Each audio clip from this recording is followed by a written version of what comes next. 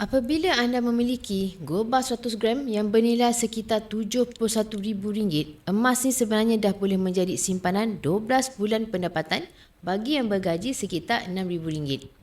Ia bukan sekadar seketut emas, tetapi benteng pertahanan yang memberi ruang bernafas jika berlaku kecemasan keuangan. Ramai yang sudah bekerja bertahun-tahun, tetapi masih lagi belum ada simpanan yang cukup. Bukan sebab tak mampu, tetapi kerana simpanan dalam bentuk tunai biasanya sentiasa terdedah kepada perbelanjaan.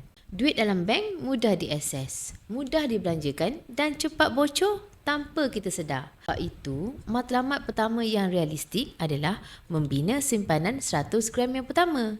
Bila matlamat jelas, proses menabung menjadi lebih mudah. Emas mempunyai satu sifat yang mana ia dicipta untuk disimpan, bukan untuk dibelanjakan.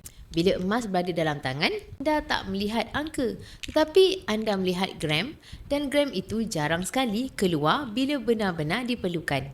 Anda boleh menabung emas serendah RM100 melalui akaun emas Gap di Public Gold. Sedikit demi sedikit, gram mula terkumpul. 5 gram, 10 gram, akhirnya capai 100 gram. Apabila cukup, anda boleh keluarkan gold bar fizikal dan simpan sebagai aset yang sebenar di rumah. Pilihan juga sangat fleksibel, dari 0.5 gram hinggalah 12.5 kilogram bergantung kepada kemampuan dan strategi kewangan masing-masing.